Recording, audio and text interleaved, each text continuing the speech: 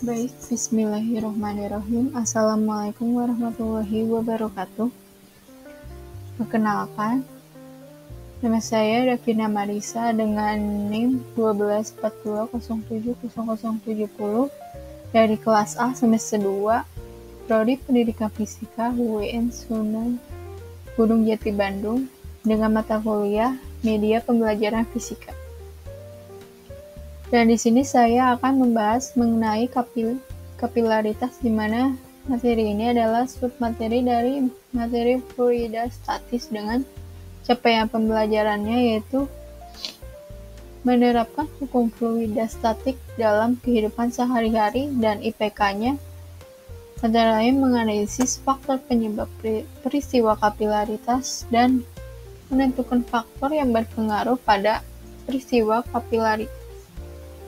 Nah, untuk pertanyaannya, bagaimana kertas tisu dapat menyerap air dengan sangat cepat, dan mengapa akar bisa menyerap air dari tanah atau vas bunga yang berisi air meski tidak ada pompa?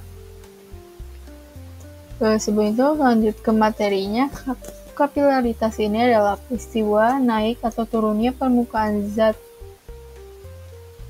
cair melalui pembuluh sempit atau pipa kapiler atau pori-pori kecil akibat interaksi gaya adhesi, yaitu gaya tarik-menarik yang berbeda, dan kohesi, yaitu gaya tarik partikel sejenis. Fenomena ini terjadi karena tegangan permukaan zat cair dan sifat permukaan bahan yang dilaluinya. Faktor apa saja yang mempengaruhi adanya kapilaritas ini, yaitu massa jenis zat cair.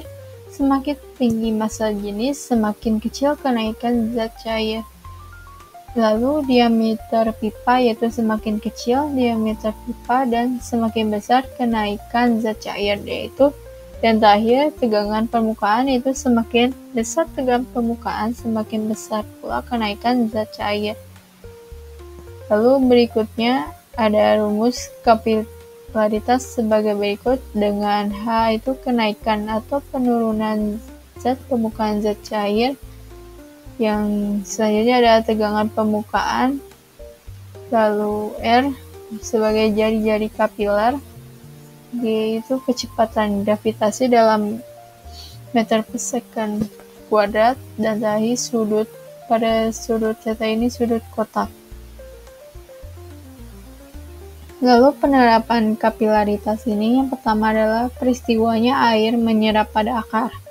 Air dari akar naik melalui pembuluh xilem atau kapiler ke daun untuk fotosintesis, di mana gaya adhesis antara air dan dinding pembuluh kayu lebih besar daripada gaya kohesi antar molekul air, sehingga air naik meskipun melawan gravitasi.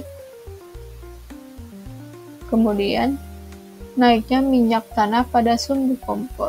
Minyak tanah naik melalui sumbu kompor yang berpori-pori kecil karena adanya gaya kapilaritas. Minyak yang naik ini kemudian dapat dibakar sehingga kompor menyala. Sumbu di sini bertindak sebagai pipa kapiler yang menarik minyak ke atas agar terus terbuka.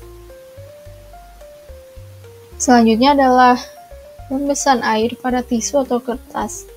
Pada sebagian tisu atau kertas yang dicelup di dalam air ini, airnya bakal naik dan membasahi seluruh bagian tisu, meskipun bagian lainnya tidak langsung terkena air.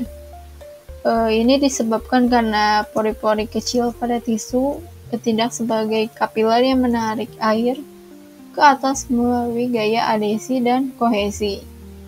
Dan terakhir, naiknya air ke dinding rumah. Air dari tanah atau hujan dapat merembes naik ke dinding rumah melalui pori-pori kecil pada bahan bangunan akibat kapilaritas. Hal ini sering menyebabkan dinding menjadi lembab, rusak, berjamur, dan cat mengelupas. Fenomena ini adalah contoh kapilaritas yang paling merugikan.